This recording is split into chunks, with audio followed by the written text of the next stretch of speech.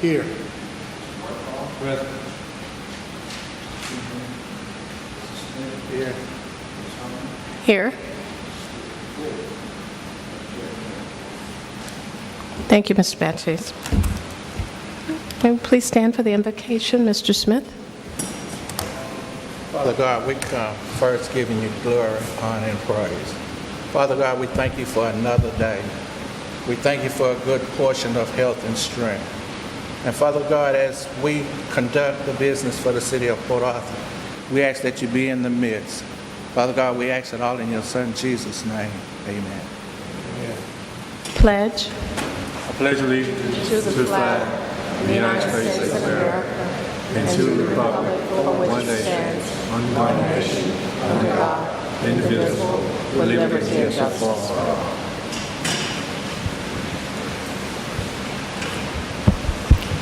I think all of us have received a copy of the minutes from the May 1st meeting and the special joint meeting. I'd like to ask, is there a motion? So moved. It's been moved and second to approve the minutes of the May 1st and June 1st meeting. All those in favor, please signify by saying aye. Aye. Any opposition? Motion carries. Petitions and communications. We have a presentation. Mr. Baptiste, would you introduce the... Yes, Madam Chairman.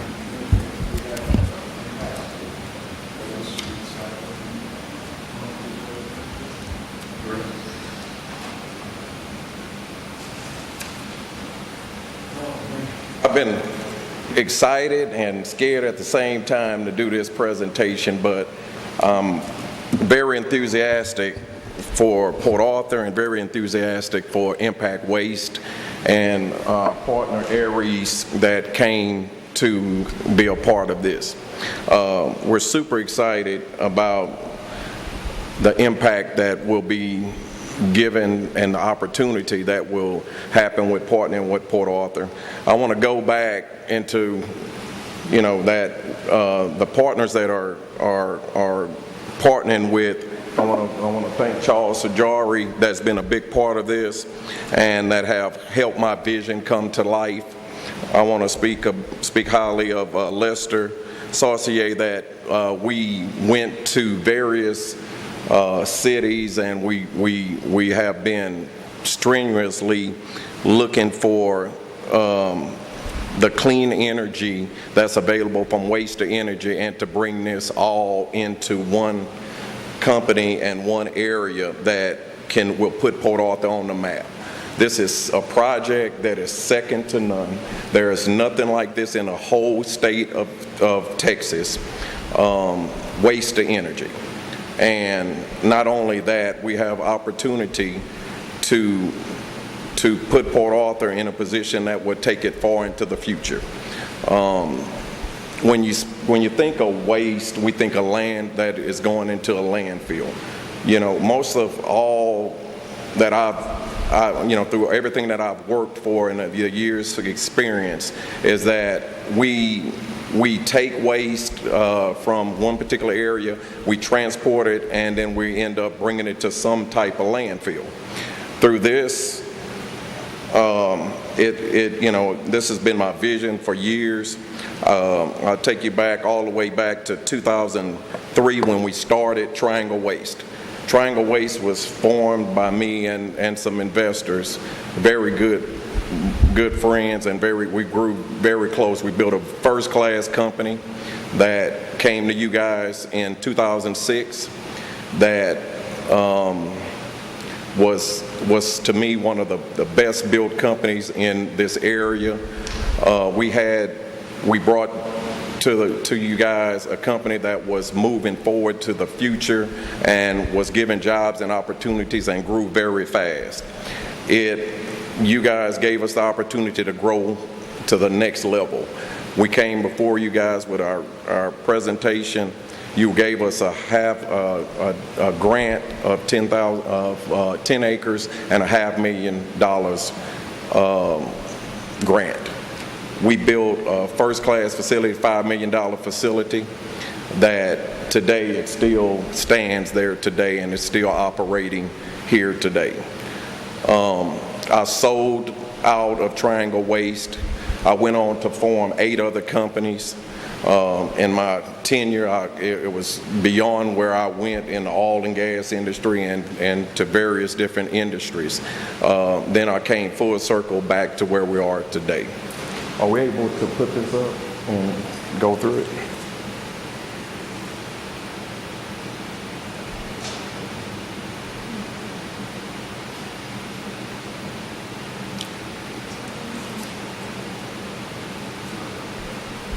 It's not working. They'll follow along. You can. Yeah, let's go to the first page, and if I don't even have it. Okay. It's about us. Environmental Waste Solutions was formed in 2005 by the Romero family. In 2010, Liquid Vac Serve LLC was started by Tracy Rockefeller, who's my partner. And let me talk a little bit about my partners. She's been well-groomed in the waste industry. I have another partner named Kevin Ellis that helped me build a company called eSource that was a major demolition company. It was in Houston. We started it from the ground up. It grew to doing $30 million in revenue. It became one of the best companies. We had projects going all over the United States and even in a couple of the foreign countries. We grew it to where it was one of the elite demolition companies in the United States. We sold it to a publicly held company, and I want to say we've been out of it for 3 years. We had non-competes in the industry. Kevin Ellis came back. We had this opportunity with ITW. Let me continue. Impact Waste was formed by Tracy Rockford. In 2016, ITW and Empire Waste merged to form Impact Waste. So through all my companies, I came full circle. I sold out of Triangle Waste to Sprint Waste. It had revenues of over $30 million a year revenues, and we were just a great company and great employees and great investors.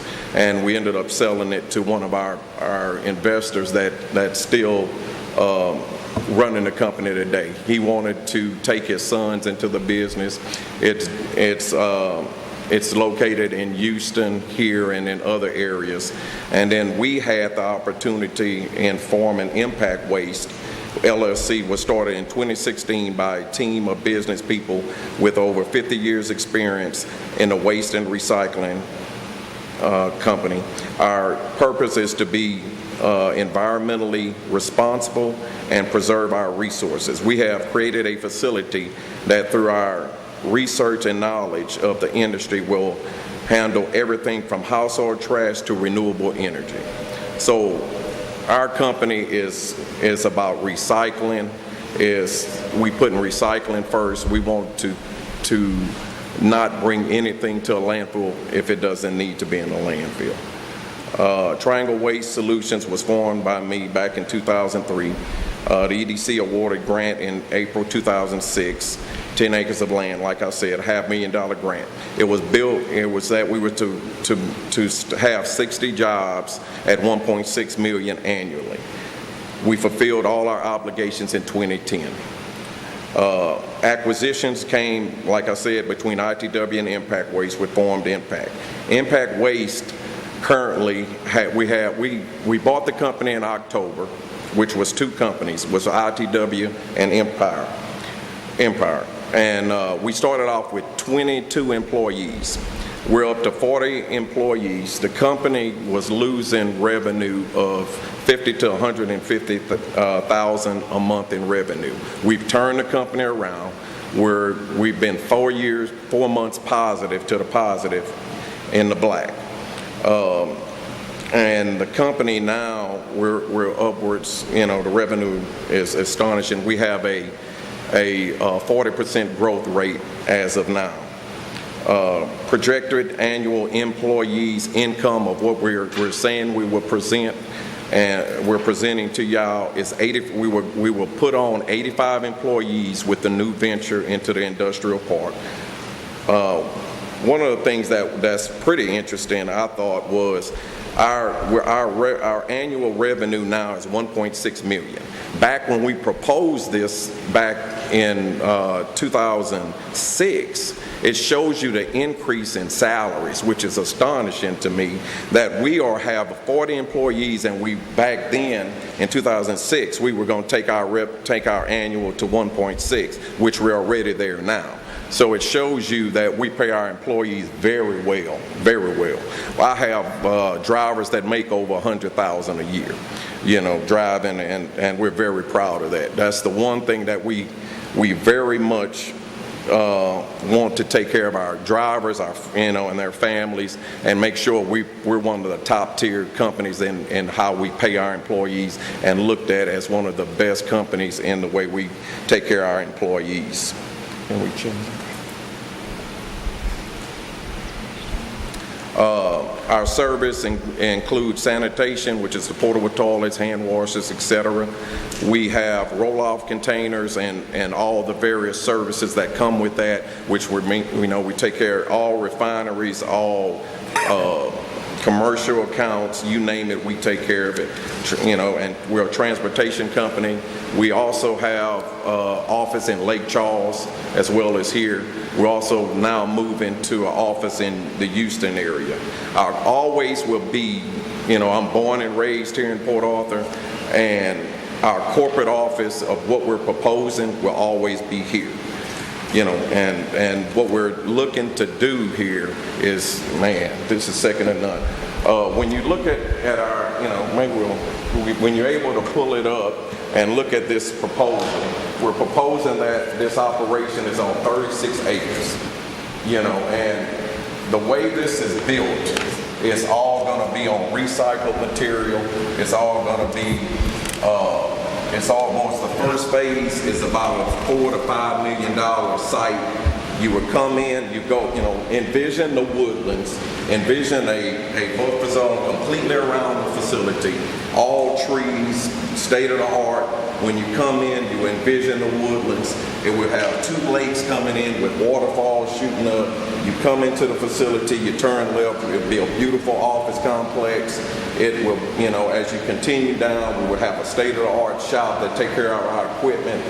We would have a recyclery that is second to none. We did have a recyclery once before, and that we built on the first facility.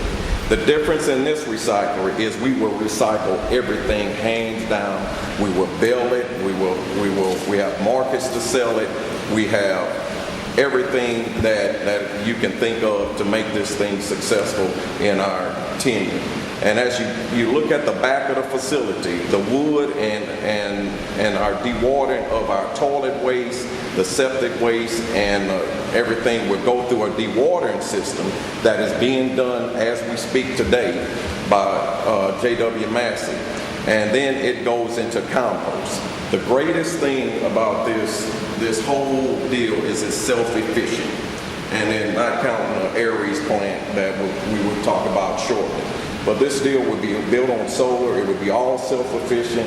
It would be second to none as far as the irrigation system, self-efficient, clean water, and it's just nothing built like this in the whole United States, to my knowledge, of this kind of caliber of facility.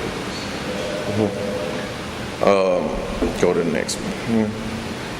We got a flow chart that kind of takes you and shows you the way the streams will flow in the process.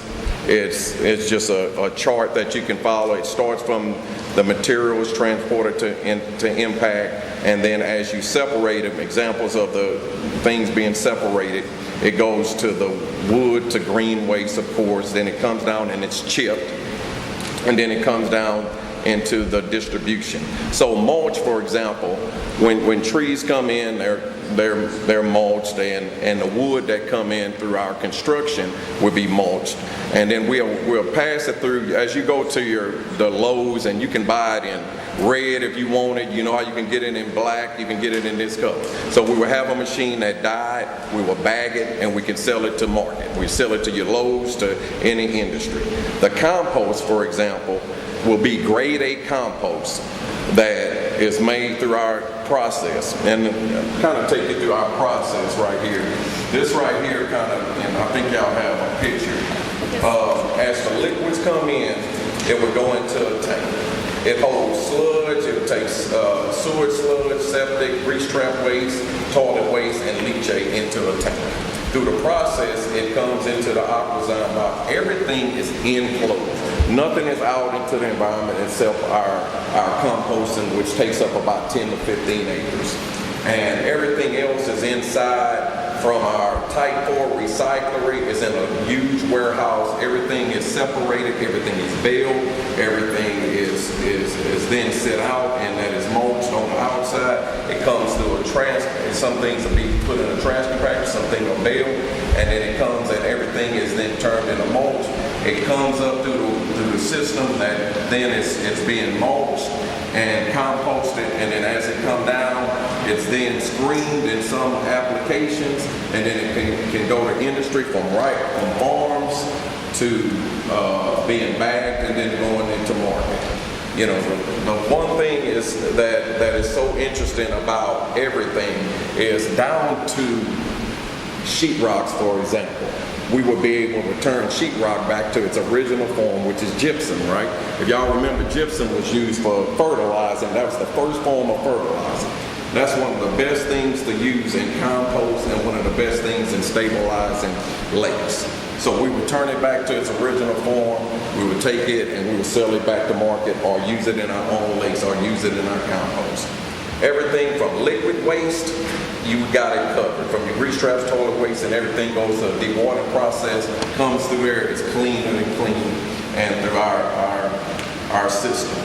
Type 4, Type 9 recycling takes in everything. From your glass, we will make compost, glass compost. We will make things that is not even relevant to that we know about in this area. That's all happening in Austin, Texas. In the cities that are ahead of us in doing this yellow dirt to the compost to everything that I'm speaking of, we're just a little bit behind, but we finna catch up. This is the best systems that have been put into place that they've done for the last 10 to 15 years, you know, and cleaning up their environment, cleaning up ways of not going in the landfill, and using the products that they have to the best of their ability to turn them into first-class products that we can sell and market to the industry. All the way coming in from wood chips to tires. This is the biggest thing that blows me away. When I went to Aries and saw that they are able to take tires and recycle, that's the biggest thing that we know is a big problem across cities and across the United States is what you're going to do with tires. So we're able to take tires and send them through a process, and we can sell them for a number of different things, from playgrounds to going on football fields to everything through our shredding process, and then we'll be able to use them in our renewable energy plant. The biggest thing about this renewable energy plant is that it takes waste to energy. We'll be able to sell it back to the grid, or we'll be able to use it in our energy as we continue growing our facility. It also takes in wastewater sludge, the mulch, and a number of different MSW products that we're able to take, and we're molding the process as we go along and working with Aries to be able to take more and more products.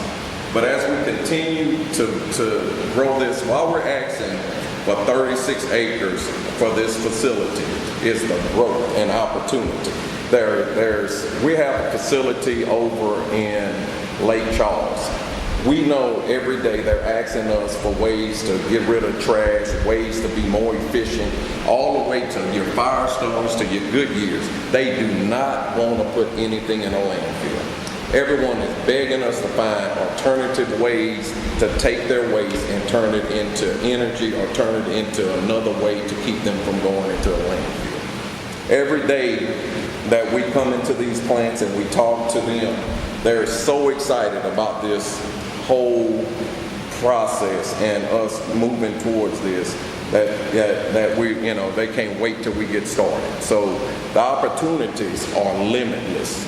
with this, this process and this whole project. It is first class, second to none.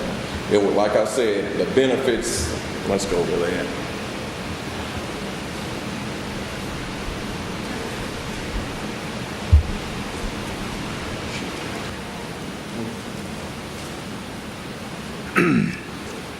And I'm going to bring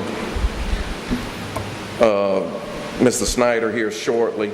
I think I touched bases on most of the things, and I want to be as brief, but as I guess show you my heart of what I feel about this project and what I feel it would do for Port Arthur.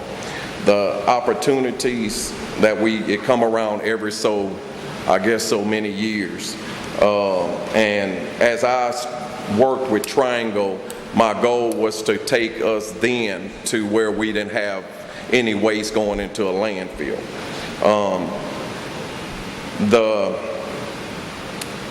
How would I say? The technology was not there. And they just in October finished the first plant that is located in Tennessee. And we flew to Tennessee to see this plant and see what it was all about and see if we could bring that back here and replicate it and do exactly what I felt we can do in this industry. Not only can we do it here, but I think we can do it in a number of different other areas. But Port Arthur to me is where I started, where my heart is, and where I feel in the industrial park we can build something that's second to none. Something that will be here for the future, something that will bring notoriety to Port Arthur, something that will really put us first in building a project to this magnitude. Benefits for Port Arthur is the renewable energy plant. We will have 85 new jobs and permanent jobs. And I'm telling you, when I did Triangle, man, we went far beyond. So we said 60 jobs. I think we went far into 125 jobs. I put 8 guys. I kid you not. And this is what we're doing. I feel so confident that we would far exceed any of our expectations. I feel so confident that we will be to the, because there's nothing like this. There's nothing in this kind of magnitude. No one's doing this. And the benefits for the plants and the benefits for the cities is tax credits, is taking their products and recycling them. There is nothing to this magnitude. They're begging for this.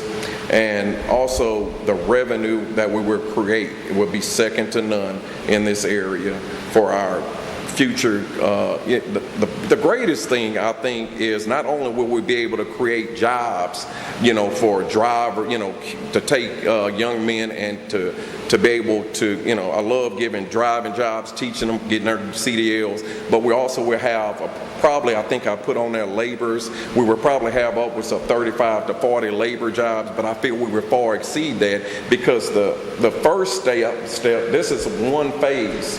We feel we would have to add another whole warehouse, another MSW to process. I feel we would have to put in another plant. I feel we got the capabilities of putting these plants also in refineries to operate them. So this is the first of the first, but of the first to build the first one sets us onto the map. Do y'all have any questions before I bring Mr. Snyder up? Can we bring Mr. Snyder up and let him, is he going to make some comments? Yes. Can he make his comments and we'll have questions, or did the board have a specific question now? Go ahead. Yeah. Okay. Come on. Good evening, everybody. Unfortunately, the screen's not working, so they're printing copies of what I was going to share with everyone. So I'll just kind of start from who we are. And as Tony said, I'm with Aries Clean Energy. We're a privately held firm out of Tennessee, Nashville, Tennessee. We are owned by a family that has owned a Caterpillar dealership there for 75 years. And so our mindset is very much like Caterpillar in the way that we build things. We've been in business going on 7 years, and to date have built 13 different gasification facilities, and that's what Tony's referring to here in his slide, is gasification. And is anybody here familiar with what gasification is? Know what it is? 1, 2? Okay, well, gasification, just to give you a kind of the nickel tour of what it is not incineration. It is not burning waste. It is done in an environment of high temperature, in an oxygen-starved environment that produces a usable gas, somewhat similar to natural gas. But there is no combustion. It's recognized by EPA as a non-combustion technology. And so therefore it has a lot of additional environmental benefits from incineration, lower emissions, and that is the biggest difference between it. Once we create this usable gas, what do we do with it? And in most of our facilities that we've built to date, we convert it to electricity. Early on in our history, we did a series of brick plants where we used the gas to help dry bricks. And we can slowly walk through that. And I know I don't know how much time we actually have, but I can get through now that you're starting to get the presentations. Give me 1 second here, let me pull this up. There we go. Mr. Snyder, how long is your presentation? I can make it as quickly as you'd like, so we'll keep it short. There's a lot of information in there. Thank you. But I think that the general message is that the technology that Tony wants to employ, and our technology specifically, is not something that has not been done before. We've built 13 different facilities to date.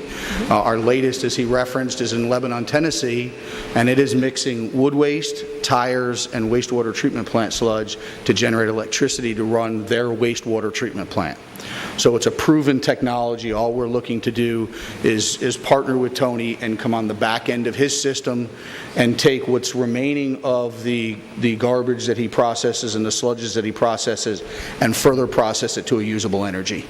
That really is what we're trying to do here, and marrying two independent systems into one cohesive system is what we're doing. And the technology, and as you look through that presentation, you'll see actual pictures of what a facility looks like. If we had it up, I could actually show you a video, but unfortunately, as we know, the screen's not working. So I guess my message is, it's a proven technology.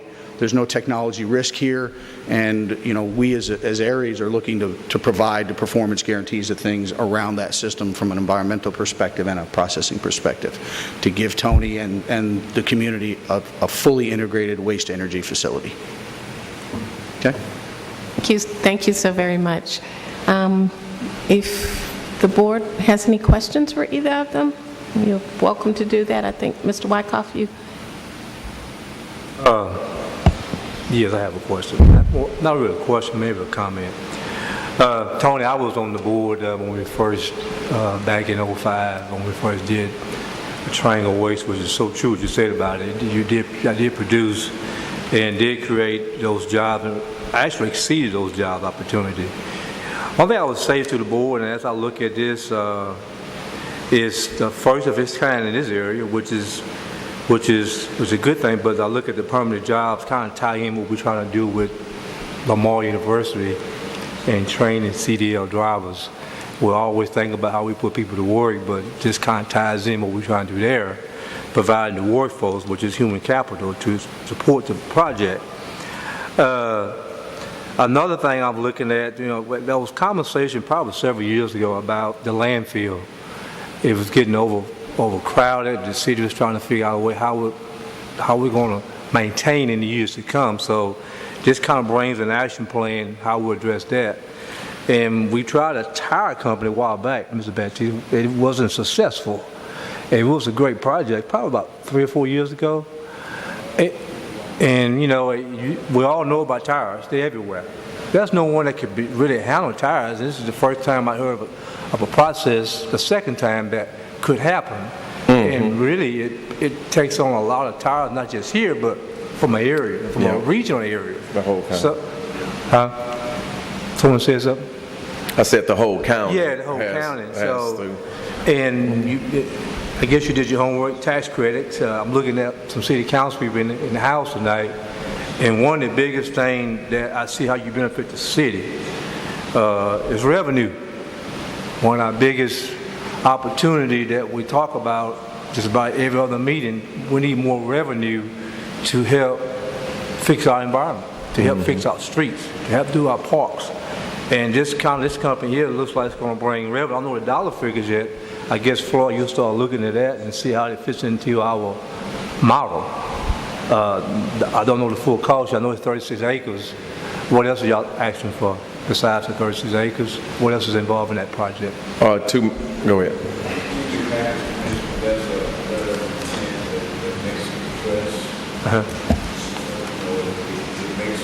Okay. Maybe I hadn't did my homework and read it all. I was just wondering. It's item number 5. Okay. But we'll be voting on it, but it's Okay. item Okay. number 5 in your packet. Okay. Okay. And I would say before I close, I like the presentation. I'm always about something new. If Port Arthur can really lock this down, I think it puts us ahead of a whole lot of other cities. And not only that, you talked about the refineries, you know, I've always been concerned about waste in the refineries, you know, so you have a solution for them. And one thing that I didn't talk about, you know, is what's coming. We know right now there's up to in Beaumont and Port Arthur, with Port Arthur expansion that's coming, it's said that they're going to be getting a part of the $20 billion expansion that's to come. Yeah, I heard so about it. the opportunities with this plant will put us at the forefront, that we can also tell them that we're able to take on some of the waste that's going to be a big part of their problem. And so the opportunities are limitless with this opportunity with Port Arthur and us as partners, and being able to sell that to the up-and-coming refineries. That is so true. It's a great opportunity. Are there any other questions from any other board members? Mr. Baptiste, you had a comment? I guess if you guys want to go to number 5 on your agenda, he has a letter of intent. I have some concerns on the letter of intent. If y'all wish to go there. I'm sorry. I do have a question. You said the total cost, the monies that you actually have in the EDC is over $6 million? It's less, I thought. $4 million. Million, so $4,070,000 from here. Part of that $4,070,000 is the land cover. Yes.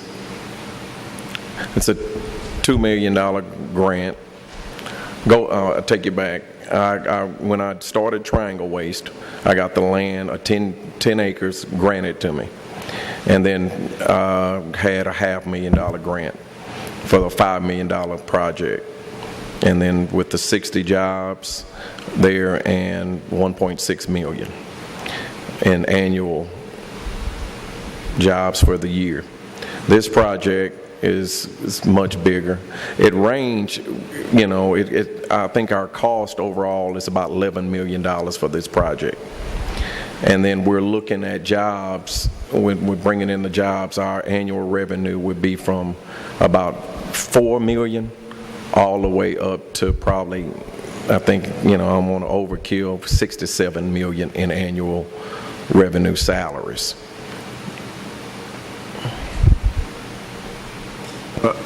Madam Chairman, Commissioner, Mr.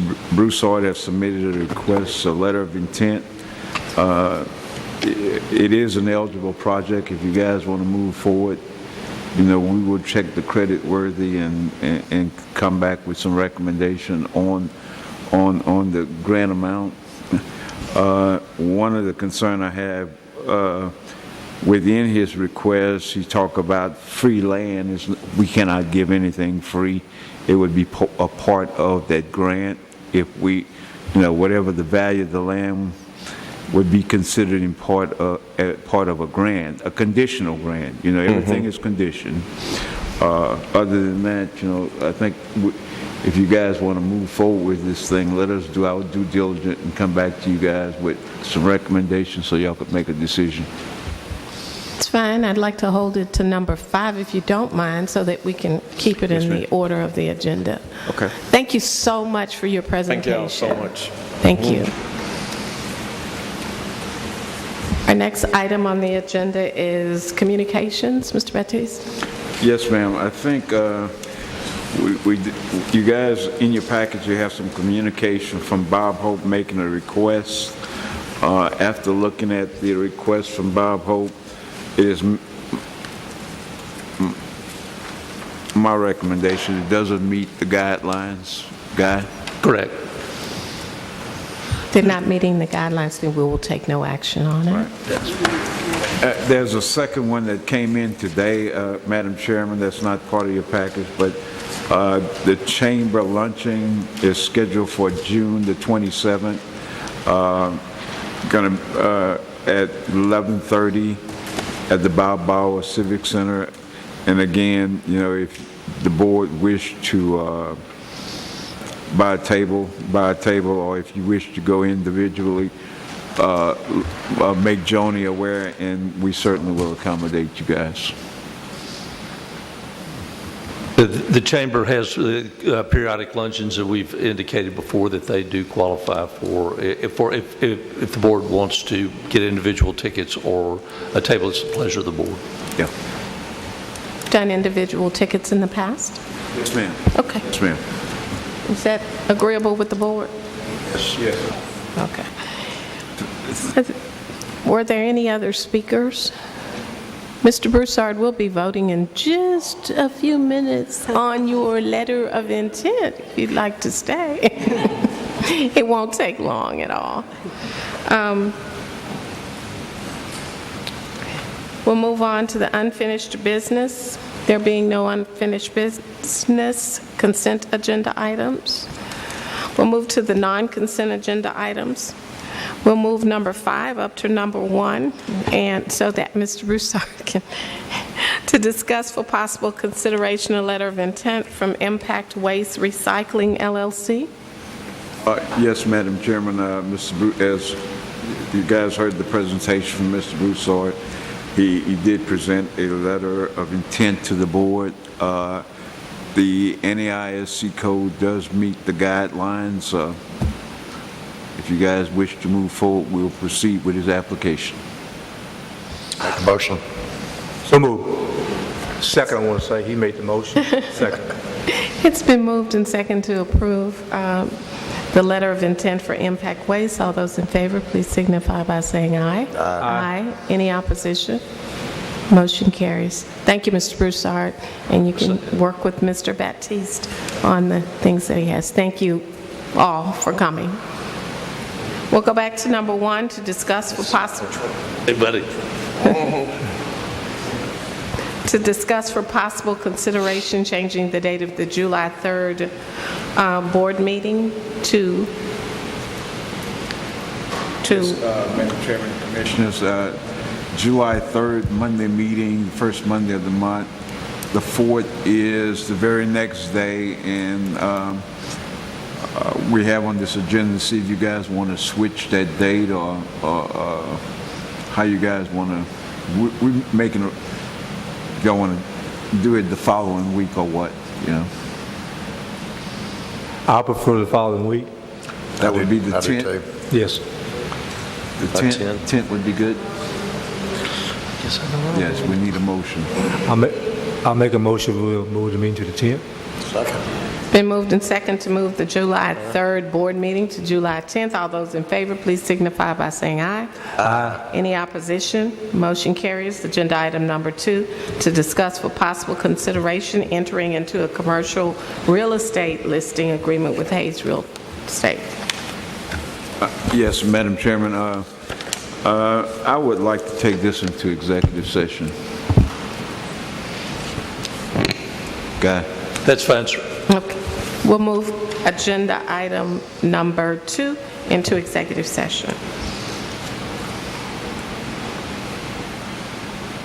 Agenda item number 3, to discuss for possible consideration the awarding of a contract for landscaping at Spur 93 Business Park.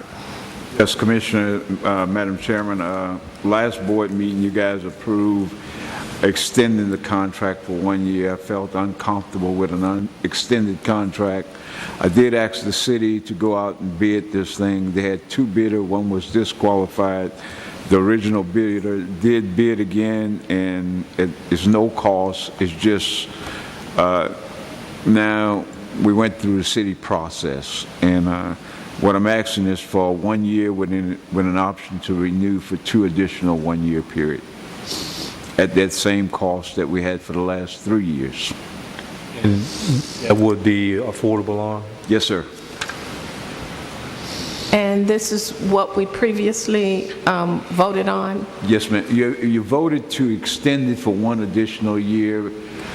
We had not gone out through a bid process. This time we went through a process, a quote process. Okay. And it makes it a little more legal. Yes, we're very pleased with it. And his quote came back the same as last year? Yes, sir. Okay. Yeah, it's the same. I make a motion that we accept. It's been motioned and second that we accept the awarding the contract for the landscaping at Spur 93 Business Park. All those in favor, please signify by saying aye. Aye. Any opposition?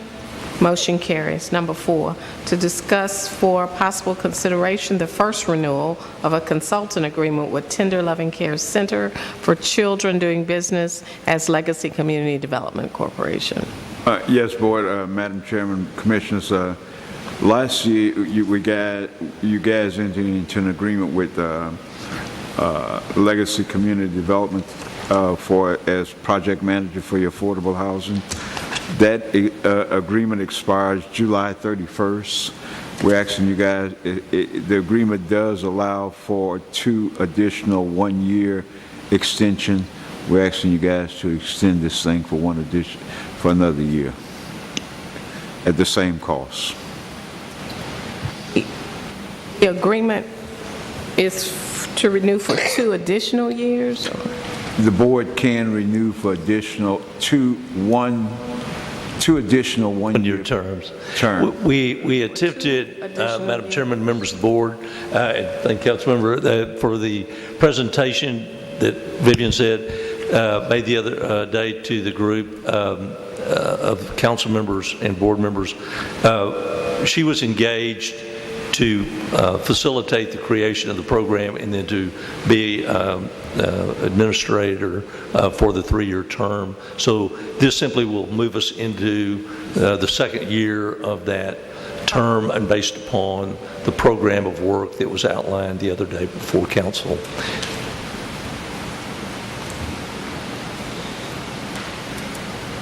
So moved. Second. It's been moved and second to approve the agreement with Legacy Community Development Corporation for an additional 1 year. Was that correct? Okay. 1 year instead of 2. That this is We'll an come back and old. do this each year as the program This is an old continues. contract because this. That's the resolution. It's just worded kind of weird. It's Yeah, it it says just- option to renew for 2 additional years. It just means you have the option to renew for To 1 year, and then you can do it again the next year. Just you can renew it for 2 years, but it doesn't mean you renew it for 2 years at one time. You're just renewing it for 1 year, and then in another year you can renew it again if you want to. It's just Correct. kind of weird wording right there on that Okay, resolution. I just wanted to be clear that we were doing it for 1 year as opposed to 2. Okay. There's been a motion and a second. All those in favor, please signify by saying aye. Aye. Any opposition? Motion carries. We've approved agenda item number 5. We'll move to 6, to discuss for possible consideration a memorandum of understanding with financial obligations between Workforce Solutions Southeast Texas and Port Arthur EDC. Yes, Board Commissioners, currently we have a memorandum of understanding with TWC that we pay them $350 a quarter to have access to their database. This memorandum include an additional service that I've asked them to provide to you guys, I think if you look on page 2, is the second bullet. It consists of a wage summary. And I think in your package, if you guys look at this thing, it says Port Arthur Economic Development Corporation Program Wage Summary Report.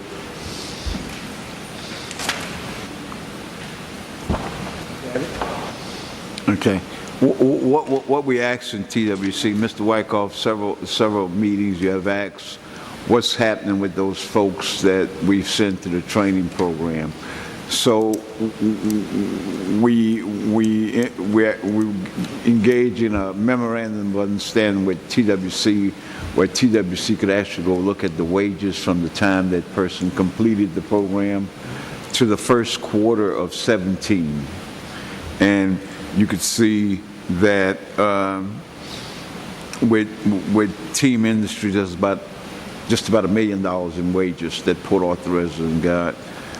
With the pre-employment, about $750,000, and with the life skill, just about $2 million in wages. And you know, it's not exact because we only count those who completed the program.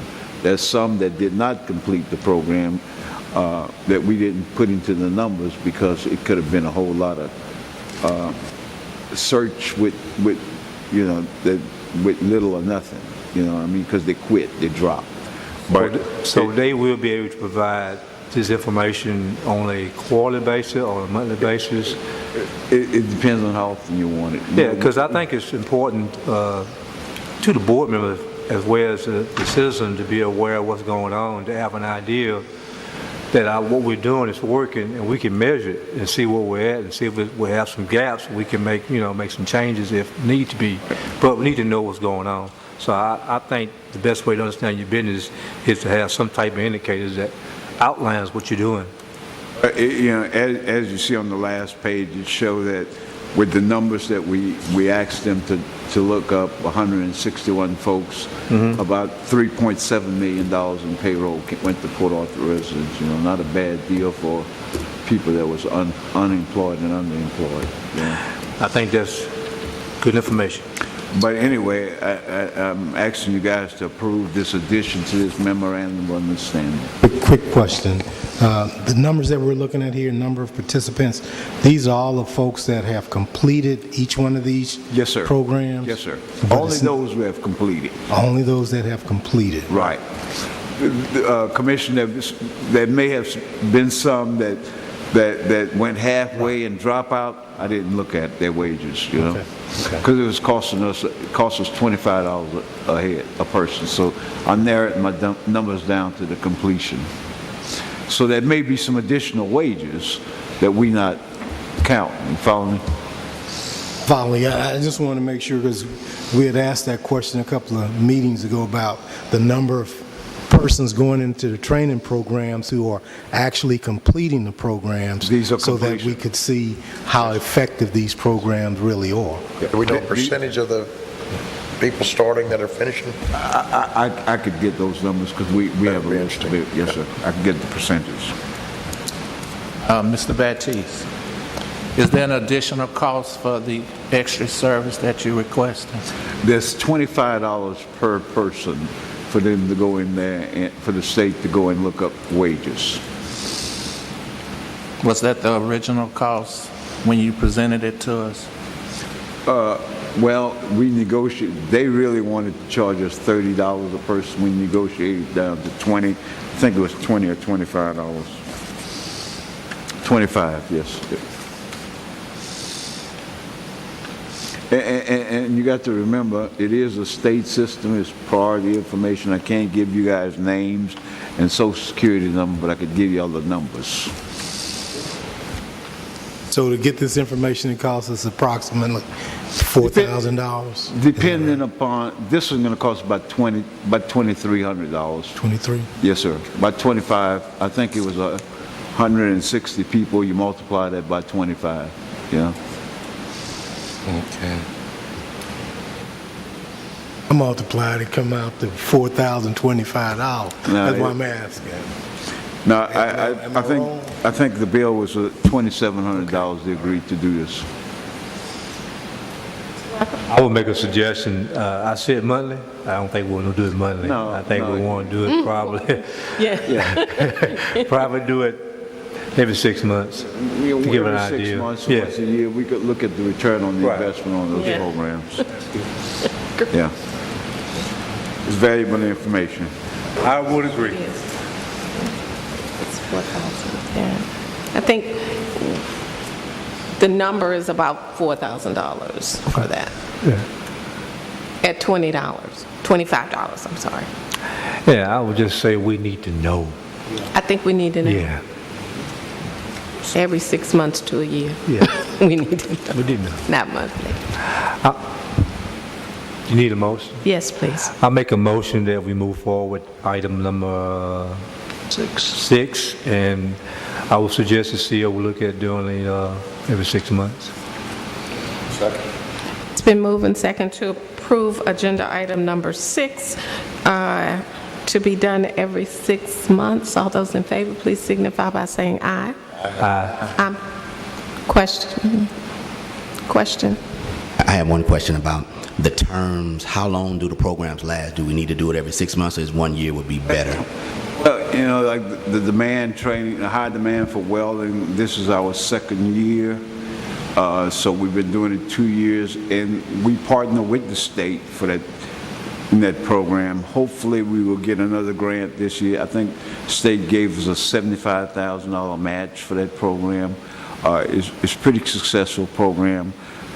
We're getting some very good numbers out of Lamar, and you know, we continuously hear truck drivers, so we send folks to Lamar for truck driving. So as long as there's a demand, we probably will continue to send folks to that training program. Life skill, it's an open-end thing. There's quite a few people, you know, resident need the life skill component. The numbers are not as high as it used to be. The numbers are lower. I would think that we're in our first year of a 3-year agreement for life skills. So for the next 2 years, we have a contract for folks to do life skills. Yes, sir. But I was speaking more to how long does it take individuals to go through the program? The truck driving program, the welding program is 3 months. The truck driving program is about 3. All of them average between 60 to 90 days. You know. Okay. And what happens when they complete that? You know, TWC could tell if they went to work for anybody. You know, because they collect wages. You know. That's also reported to TWC, so we're using employee EIN number, and we could go run those folks and get the wages. Okay. And it's not a question, but I've always wanted to understand the workforce. When we come down to unemployment, it's always poor is the highest. If we put people to work, those numbers should be going down, and they should be able to coincide with each other. So I'm just glad we're doing it to really actually see what's happening, because you know, we're always here unemployment 11%, 12%, but we're doing all these programs that should be going down. Well, and at least that gives us a measurement to look at. If they're saying that we're putting to work 400 people, those numbers should be coming down unless the report is wrong. Well, I've had a beef with another that. conversation, but unemployment is a statistical number, and there's no true unemployment rate. You know, so, you know, but that's the only statistical method that the country has, so that's what they have to go by. Understood. At least is where we can communicate back to the citizens. You know, if we have these meetings of where we're at, you know, what we're doing. So that's a good thing. I'm through. I'm ready. One last question. One last question. If I'm reading this right, these numbers are reflective of the period second quarter of 2015 all the way through first quarter 2017? It depends when the program started. Some of them went back to 13. You follow me? Like, Okay. 14, I think. 14. When you look at life skill, it went back to 14. And we picked up everyone that completed that we paid for, you know. So it depends on when the enrollment took place and the completion took place. I just want to understand, I know we're going to be doing this every 6 months. Is it a contract that we have to sign? Is it a yearly contract? It's a memorandum of understanding. When we make a request, we have to pay. If we don't make a request, we don't have to pay. I understand that. Is it a yearly payment, or is it every 6 month payment? It's based upon when you request it. Okay. And, you know, it's not an annual. Currently, I get a quarterly report from TWC with their database, because that's what we refer by. We have TWC database here. We pay $350 every quarter for the database, because it changes every day. Every time somebody registers or come off of it, the list change. So we want to up to date, because you guys have heard me say, don't tell them don't come here, go to TWC. Because I have TWC system here. I just want to know, was it on a contract basis? So in other words, as we use it, we pay. Yes, sir. Okay. We have a motion and a second on the floor. All those in favor of moving on with agenda item number 6 every 6 months, please say aye. Aye. Any opposition? Motion carries. Number 7, I'd like to recommend that we take to executive session, please. Number 8, to discuss for possible consideration the closing of an economic incentive file between PAEDC and Coastal Industrial Services, Inc. Mr. Baptiste. Madam Chairman and Board, Coastal, we entered into an economic incentive agreement with Coastal. I think we gave those folks about $95,144. They have met all the conditions of the contract. The contract required them to make payroll of about $673,920. They actually have made payment of, and this is, when we say payment, our payments are all based on Port Arthur residents of $1,444,498.60. So they have met all the conditions of their contracts. That's great. Can I have a motion, please? So moved. It's been moved and second to approve agenda item number 8. All those in favor, please signify by saying aye. Aye. Any opposition? Motion carries. Number 9, to discuss for possible consideration funding city infrastructure improvements in the downtown targeted area for replacement of sidewalks, water lines, drainage, and related improvements. Mr. Baptiste. Here, Pat, this is the last minute. Okay.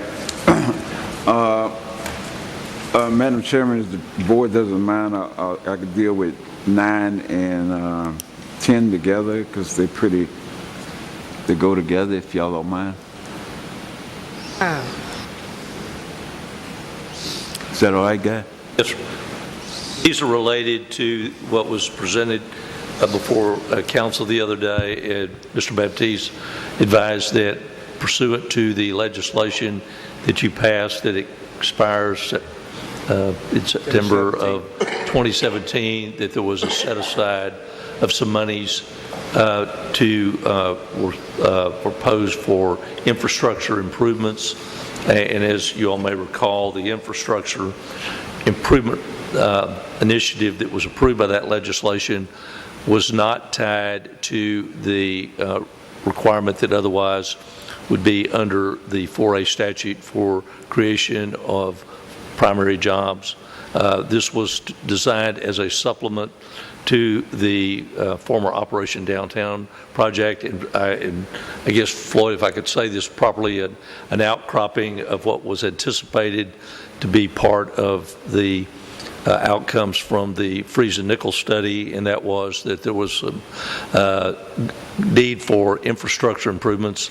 This, of course, is just a small bit of what might overall be needed per the Freeze and Nickel study, but about $1 million was earmarked for possible collaboration with the city on projects. And I think Floyd, through this work with Legacy and with the city staff, Mr. Burton, and the various other departments, has determined, and also the city's water and sewer, public works, that there are a number of utility facilities that could be either improved and brought to standard or could be enhanced to provide the additional benefits, and along with sidewalks, and then an estimate there for what it might cost to bring fiber optic service upgrades to that area.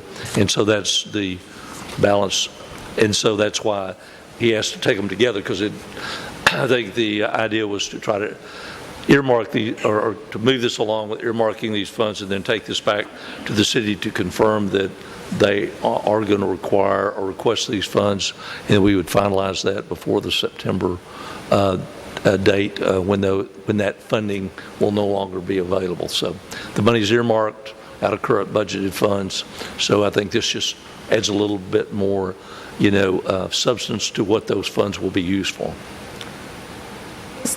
Are these the funds that we talked about at a previous meeting where there was not a project in place? So is this the recommendation for a project? That's correct. As the lawyer was talking about, I think Kate, what we went back 2012?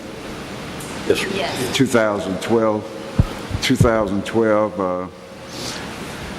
we ran up and down the road and for many, many days trying to get some legislation passed. And one of the legislation that we had Boathouse passed was the infrastructure for Port Arthur. We was trying to get Proctor Street fixed up and doing city works, and the legislators allowed us to do it, but they put a sunset with September 2017. And this board had put aside about $1 million, but as you heard me say before, in our business, you have to have a project that's fully funded. That never happened.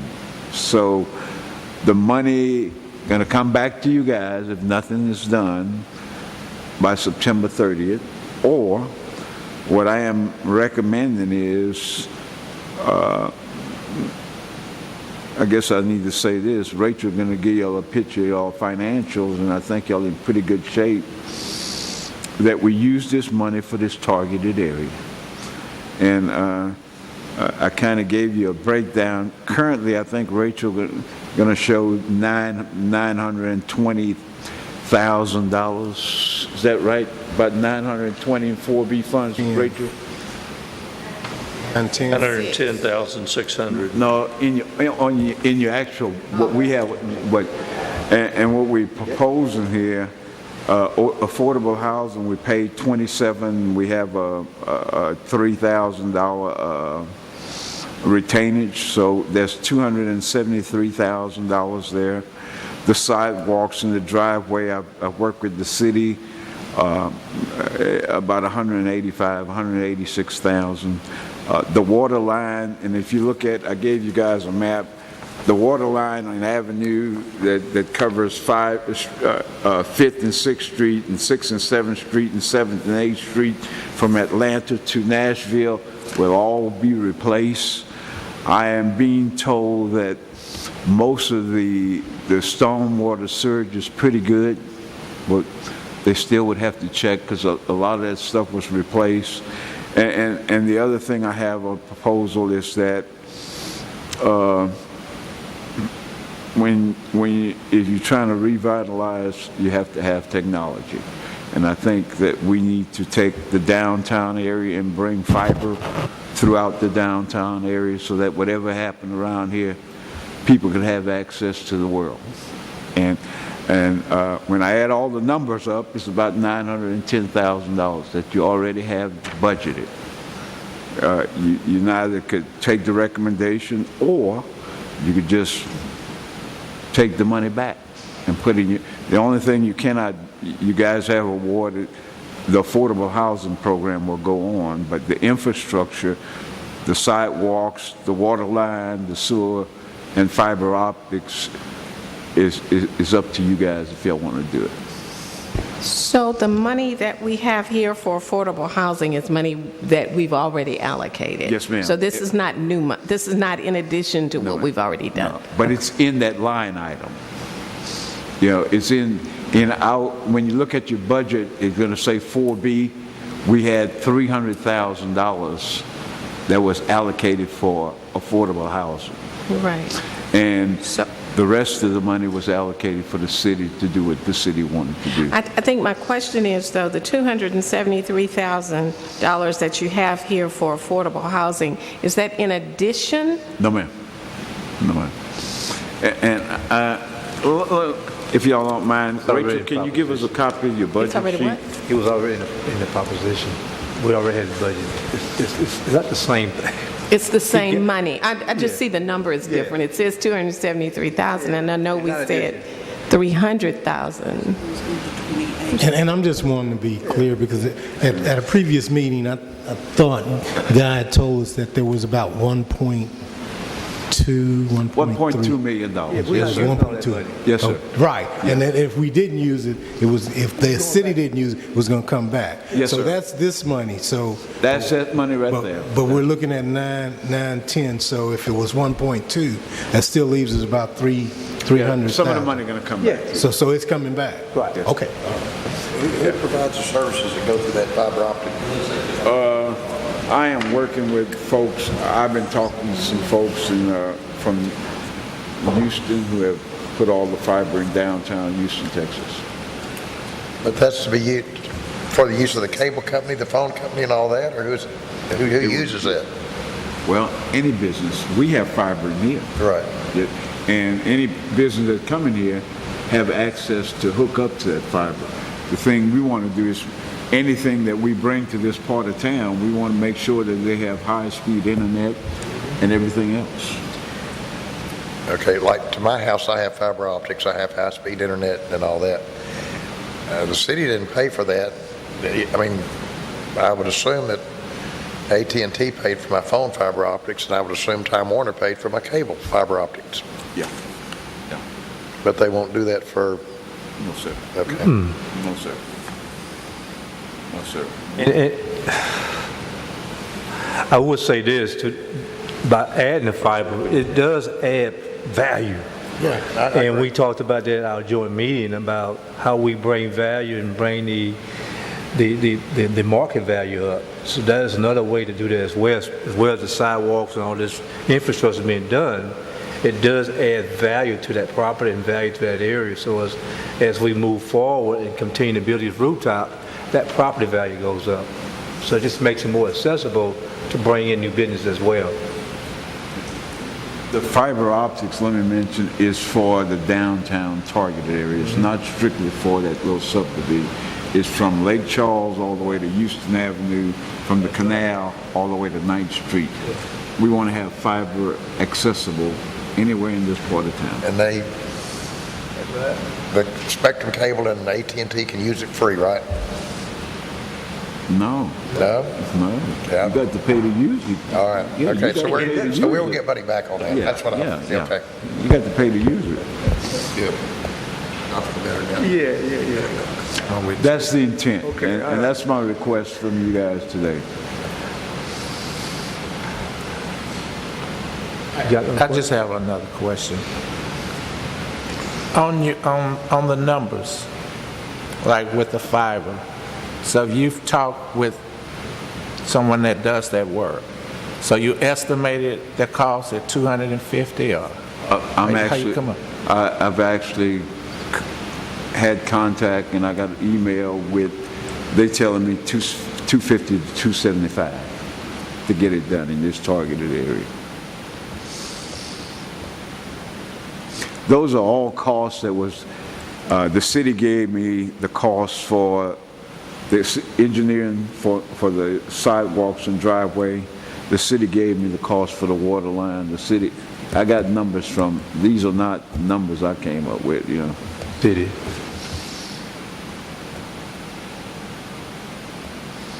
Any other questions?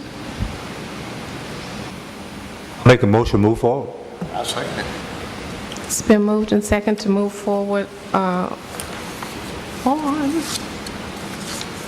agenda item number 9. All those in favor, please signify by saying aye. 9, 10. 9 and 10, I'm sorry. 9 and 10. All those in favor, please signify by saying aye. Aye. Any opposition? Motion carries. Number 11, to discuss for possible consideration of approving the amended contract with Haddon and Cowan. Guy, you want to? If I could, the city asked that we send them a resolution, and to kind of refresh everyone's memory, the funding for Haddon and Cohen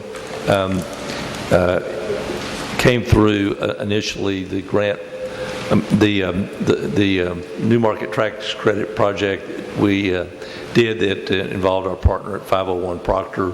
Obviously, you all recall that 501 Proctor some time ago handed you all the balance of those funds. Up until that point, as Kate can tell you, Haddon & Cohen's invoices were paid on a as-needed basis when invoices were received by called meetings of the board of 501 Proctor. Now that the funds have been moved to the city and under y'all's control, there's no real matching because we, the EDC, do not have a resolution where we've approved those projects. And what we're talking about specifically, and I think Mr. Baptiste handed out a short memo, was this is the remaining fee on what they call additional service 4. And what that basically involves is the build out of the third floor space and work that they may have done to assist Floyd with the projector screen or any of the matters so far. With CTEX, there will probably be, as they noted in here, some additional work for the completion of the CTEX work. There was an original additional service 4, and then that was amended before the funds came back to you all. So I think we are estimating now that there's somewhere around $30,000 of funds in the estimate of the additional services. And what we are asking you all to approve is Haddon & Cohen hadn't sent us a final invoice, but when they do for the remaining services, that we can then submit the invoices for Haddon & Cohen through a resolution of this body rather than it coming through 501 Proctor because of all the funds are now held by you all. So we're still waiting on the final invoice, but as they noted here, they're expecting some additional work for the closeout of the CTEX construction, one more site visit, and an invoice from the mechanical engineer, which would add to the invoice $1,500 to $3,000. But there is, what is there, Floyd? 2 invoices that are outstanding and unpaid plus this amount. So it ran above the original estimate a bit. So we just want to make sure that we get Haddon & Cohen paid because everything that they have been directed to do has been at the direction of the EDC. So we're just waiting for them to present the final invoice. So we'd like to approve ask the board to approve the Haddon & Cohen amended invoice for what is referred to as Ad Service 4. And that was aggregating about $30,000, but again, part of that has been paid. So I believe there's something in the neighborhood of $10,000 plus this additional $1,500 to $3,000 that is unpaid. that we would like for the board to authorize the payment.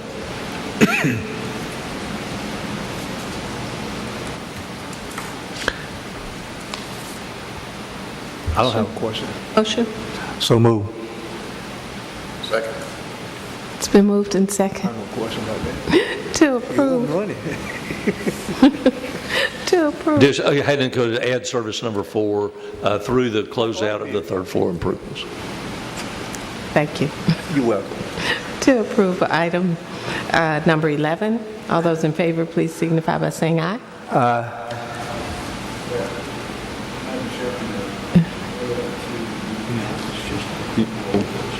The meet. Can I ask those people? Y'all Okay, let me, okay. All those in favor, say. voted. No. Any opposition? Motion carries. Thank you, Madam President. Okay. Well, before I saw that the two gentlemen were about to leave. Welcome to council, Mr. Baptiste. I ask that you introduce them, please. Yeah, the two new council people, person, just would like to recognize you guys for taking the time to come out and see what business we take care of for the city over here. Thank you. We're going to take a minute from the agenda if you'd like to make any comments. You good? Cal Jones and Dr. Kellogg, know their names. It's a pleasure to be here today and to actually see what the EDC is actually commissioning.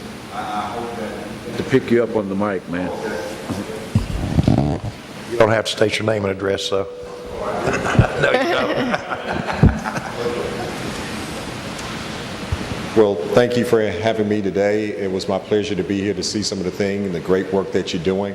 I hope as a council member that we can help build a relationship with the city as well as your department.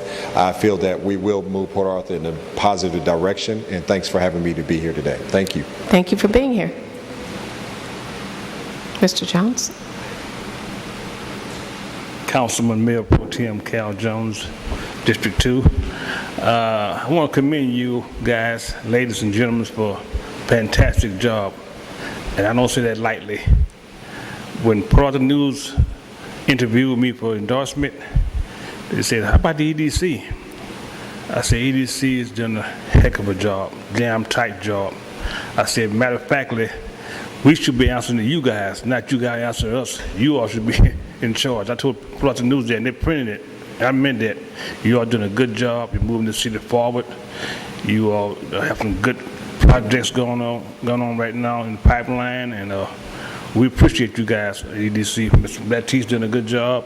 Guy, rest of you people, keep the good work up. We're behind you 100%. Thank you. Thank you, and we appreciate both of you, and thank you for being here. Thank you, Mr. Baptiste, for calling that to my attention. We'll move on to agenda item number 12 to discuss for possible consideration the installation of movable partitions to divide third floor office space. Yes, Madam Chairman, we have a potential candidate. I did not put the LOI on the agenda because I wanted to answer his question.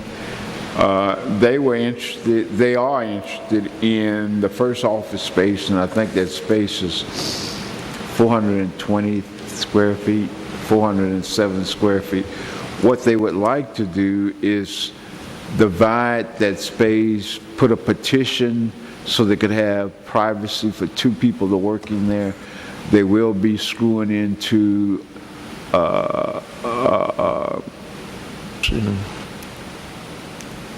what you call the deal?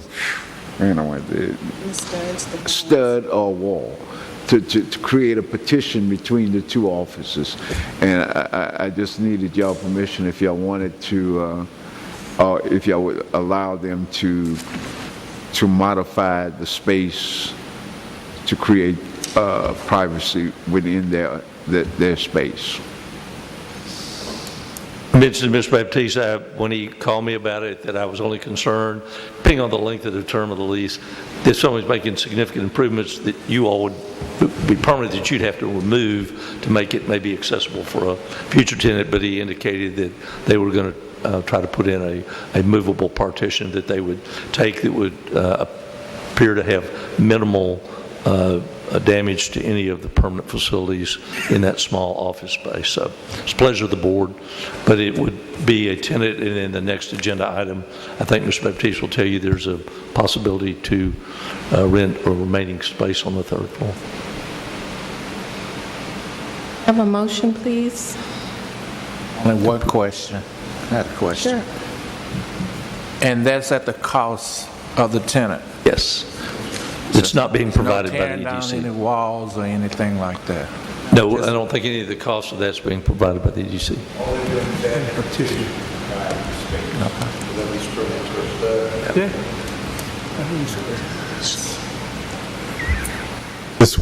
When the lease is up and the tenant decides to move, will they do the repair work? It's remove the wall, that's correct. Okay. Sounds cool. All right. And patch the holes up. May I have a motion, please? So moved. Second. It's been moved and second to allow for the installation of a movable partition to divide the third floor office space. All those in favor, please signify by saying aye. Aye. Any opposition? Motion carries.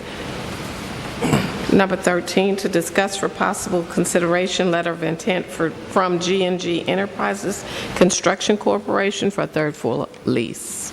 Yes, Madam Chairman, board members, G&G have issued us a letter of intent to lease the remaining space on the third floor. They were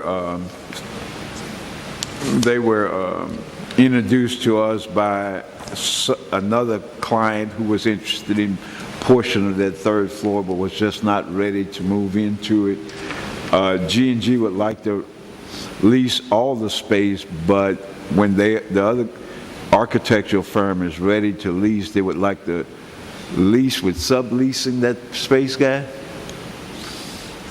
God, let me hand that to you. They will be the lessee, but they would like to have the opportunity under our lease, which is not really specified now, to sublease part of that space to a user. The young gentleman who came to set up an architectural firm, but we didn't have the space divided in a manner that would have accommodated him.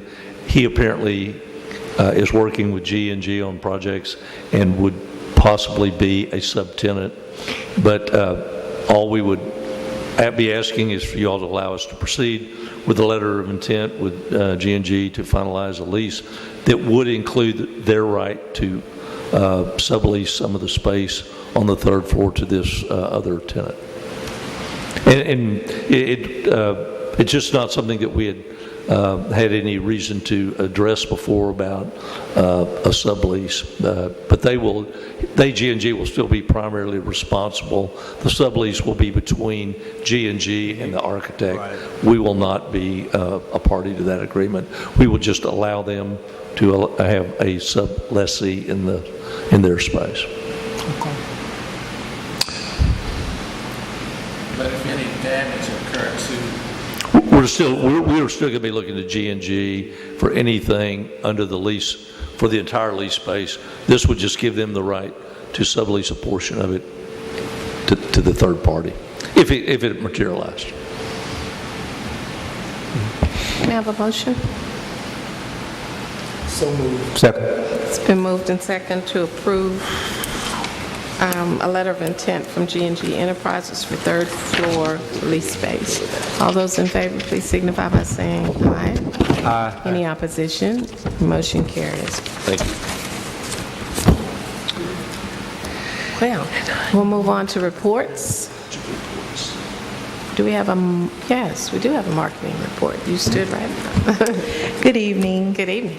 I'll start off this evening by talking about the newsletter. Of course, you guys know the newsletter is actually going to be going out in July, and I provided Mr. Baptiste with a mock draft on today, and all the material is due on Thursday, and then the following week we're going to kind of like proof, and then once it's proofed, we'll send it on for production. And once again, the target date to be in the Citizens Home is July 1st through the 3rd, somewhere before the 4th of July. The website, a few tweaks were done to enhance and correct our website to make it easier to navigate through. I've actually been on the phone all day with Jason Spencer with Design Shoot, just trying to fix a few tweaks. We now have a search tool on our website, so if we have people that are searching for certain things, they can actually go in, put in million, put in Spur 93, put in microloan, and plus the microloan information is also on the website right now as well. On last week, I attended a Ready meeting. It was a very long meeting, but it was a very good meeting. It was very intense. We had Betty Russo from the governor's office. She actually did a presentation on RFPs and the importance of actually getting the information that is needed to the decision maker in a timely manner. They also talked about how EDOs, which economic development organizations, that we need to stay above the learning curve. Also, presentations were given by Energy and our former VP of the Southeast Texas Economic Development Foundation on the importance of answering RFPs, which are requests for proposals, in a timely manner and building relationships with key people in your community. Also, while I was at that meeting, some very vital information which just really blew my mind, but I want to share it with you guys. Throughout Southeast Texas alone, there are currently 56 projects being worked on with a projected capital of $59 million. $59 million, that's a lot of money. Creating approximately 23,000 jobs, and just Port Arthur alone, we have 22 million. So that's something to be very, very proud of, probably more than 22 million, but I want to share that with you guys tonight. I have one question in the newsletter. Would there be any recap about Lamar training and stuff like that?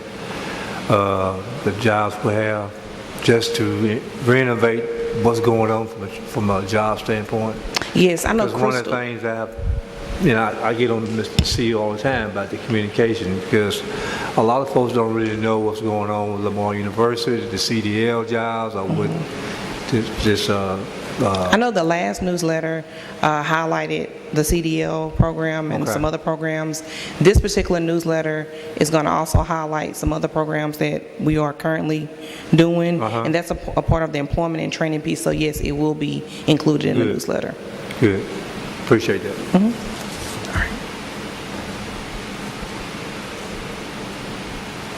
Operational report.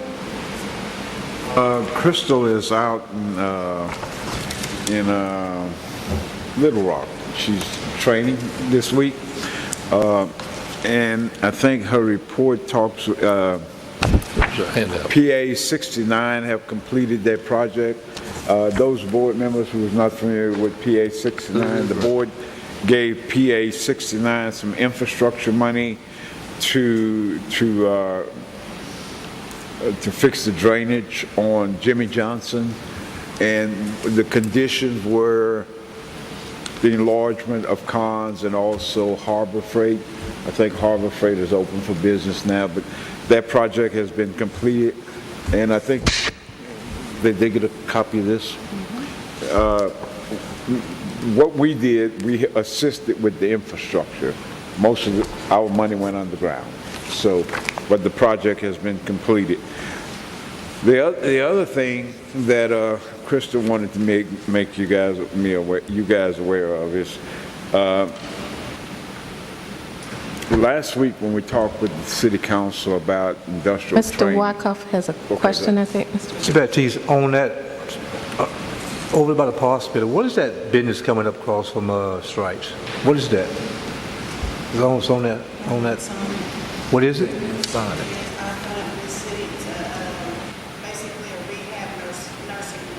Okay, so that infrastructure was part of that, making that happen over there. I was just wondering what it was. I didn't know. I just know it was going to be big. So that's good. I don't know if y'all knew about it, but they are building a big facility over there, right across from Stripes. Yeah. So I didn't know what it was, but I know it's big. Yeah. So that's part of that infrastructure money we spent. Right. Our money going to work, making a difference. The other thing Crystal wanted to make you guys aware of, we talk about the system with TWC, and you guys heard us talk about industrial training. Well, what we did was she went into the system and you could see there's 537 Port Arthur residents that's listed in TWC under the various crafts. And then it shows you, she had one here by years of experience, and if you look at the bottom number, it tells you the total number of people. But these are Port Arthur folks that in each one of those crafts, and those are the types of the craft that we are looking at for the industrial training program, which is pretty good stuff. The other thing she wanted to show you guys was the tracking form and how we track this stuff and how we will be tracking this stuff, where those folks will actually give to us a work order, and they tell us what they're looking for, and we could go in that system and quantify it based upon their quantifications and pull those applicants and refer.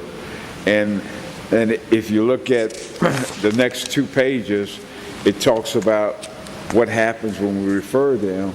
Well, what Krista will be doing, she will actually be sending, dealing with these subcontractors, she will send the name of those folks that met the qualification, and they have to reply back to her that they meet your specific qualification after the interview, or if they did not. And if they did not, tell us something about them, So we be tracking, getting information.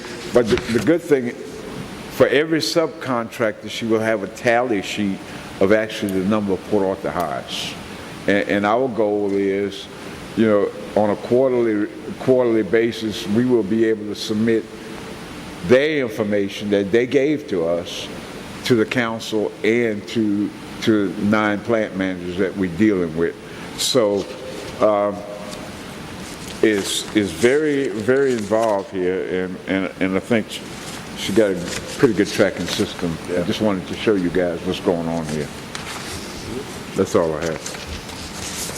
Thank you, Mr. Baptiste. Financial report?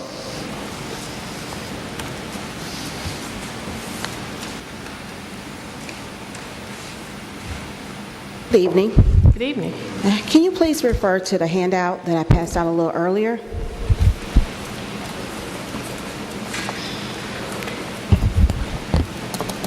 We're going to go over where we are here in the month of May of this fiscal year. Our total revenue is $4,669,322,000. I'm sorry. We're reading. It's the first page. Okay. Okay. Again, the revenue is $4,669,322,000. Our expenditures for the month of May is $2,335,777. Our excess of revenue over expenditures before our transfers is $2,333,545. Our net changes in fund balance is $2,333,545. Our fund balance at the beginning of the year was $9,774,056, and our fund balance projected for the end of the year, $12,107,601. In our current year, in the remaining budget, we have $4,357,368. We're projecting at the end of this year's budget $7,750,233, which will also be our beginning balance for fiscal year 2018. As the month go, the numbers will just adjust a tad bit according to our expenditures. That will make the difference in what we have left in excess and what we will be ending at the fund balance. Our revenue is basically pretty much estimated, so those numbers won't change much. Maybe just your miscellaneous line items, and I think that's just about it. That's the only one that might fluctuate because miscellaneous things come in and we'll have it there.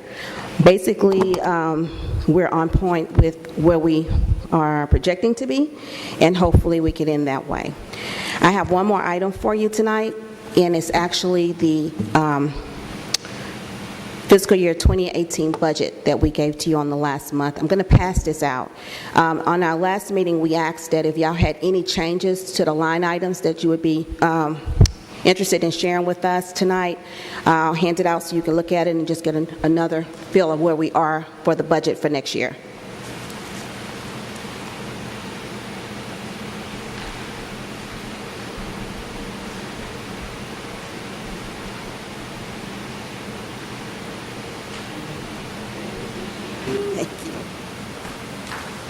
An extra.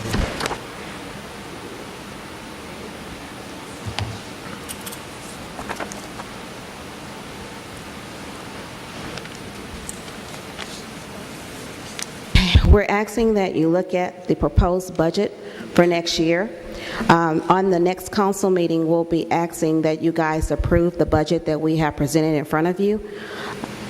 If you have any changes, we would need to know so before the next board meeting.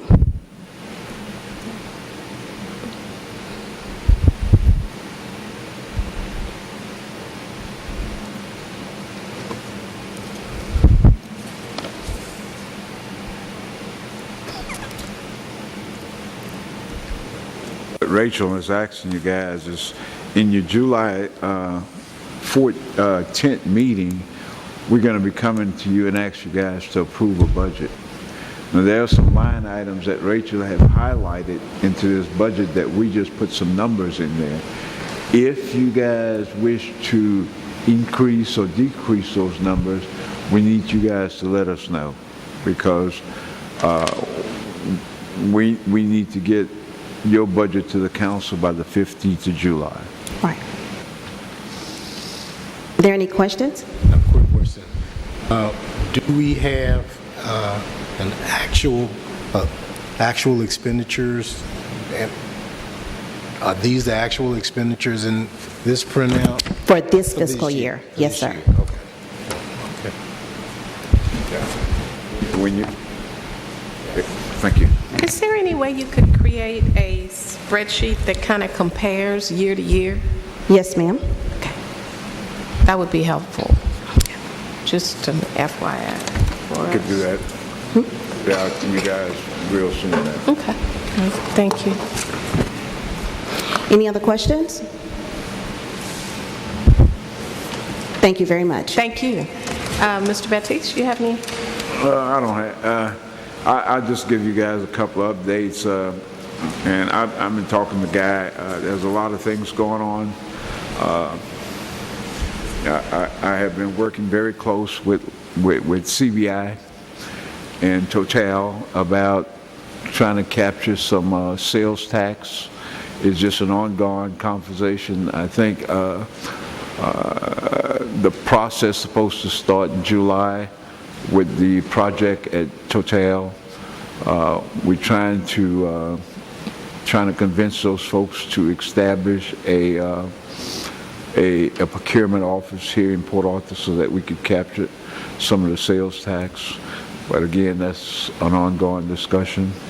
The other big thing that's going on is, in fact, I received a call this afternoon from Robert. Robert, what's Robert's last name, Guy?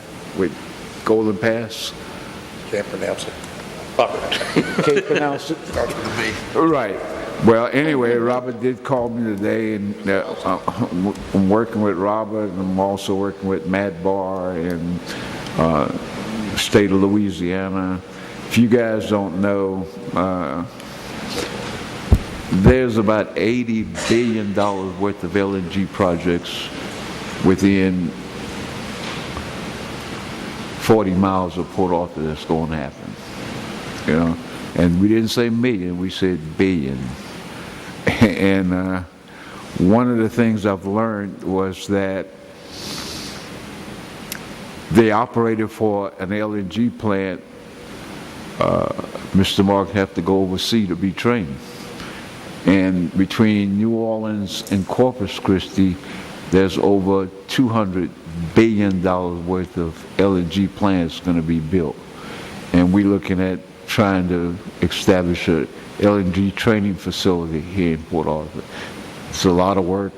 We're in the incubating stage, but it's very conceivable it consumes a lot of the time, but those are some of the things I'm working on.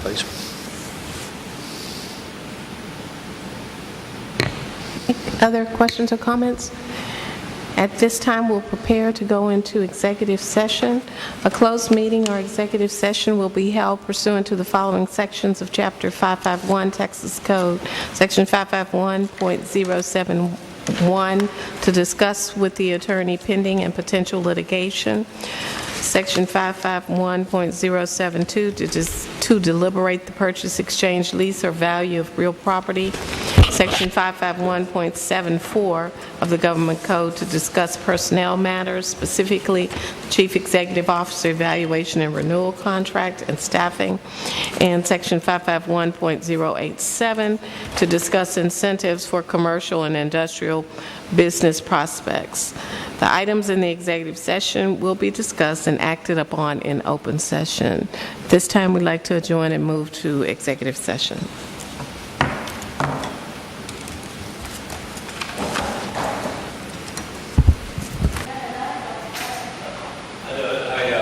I called Jeff, and there was a presentation that we needed to go to, so I called him, and my exact comment was, I said, hey, Judge, if there's still a bomb threat, and we're supposed to be at that meeting today, I'm sending Kate. If it's cleared, I'm going to go. If there's a bomb threat, I'm sending her rather than me.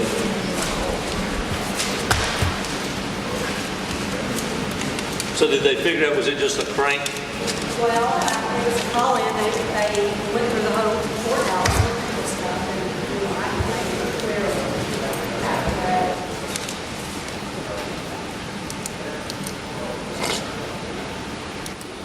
The world we live in is a strange place.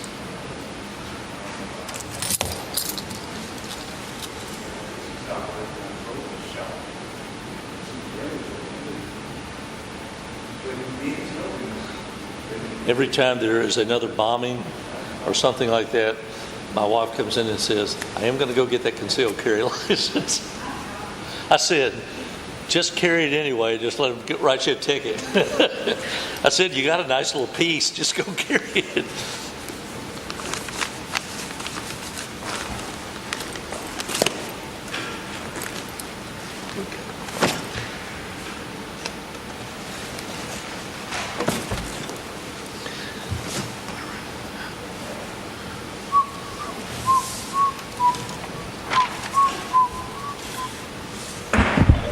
To reconvene the meeting of the Port Arthur EDC at 8:41. May I have a roll call, please? Mr. Ruin? Here. Mr. Marks? Here. Mr. Smith? Here. Ms. Holmes? Here. Mr. Stigley? Here. Madam Chairman, you have a quorum. Thank you. Thank you, Madam Chairman. There were two items moved to executive session. Non-consent agenda item number 2, consideration of the commercial real estate listing agreement with Hayes Real Estate. We reviewed that with the board and recommend its adoption. Okay. May I have a motion, please? Second? Second. It's been moved and second to approve the agreement with Hayes Real Estate. All those in favor, please signify by saying aye. Aye. Any opposition? Motion carries. The other item was item 7, the acceptance of the goals and objectives set forth by the PADC executive officer, which were reviewed in the executive session. If you all want to adopt those, and then also you've asked that he provide some additional measurable objectives for his annual evaluation. So moved. Second. It's been moved and second to approve the goals and objectives set forth by Mr. Baptiste as the goals and objectives of the organization, with the understanding that he will provide for us some additional personal goals for his position. All those in favor, please signify by saying aye. Aye. Any opposition? Motion carries. May I have a motion to adjourn, please? So moved. Second. It's been moved and second to adjourn the meeting at 9:42. 8:42. 8:42. 8:42. I'm sorry. Time flies. 8:42. I feel like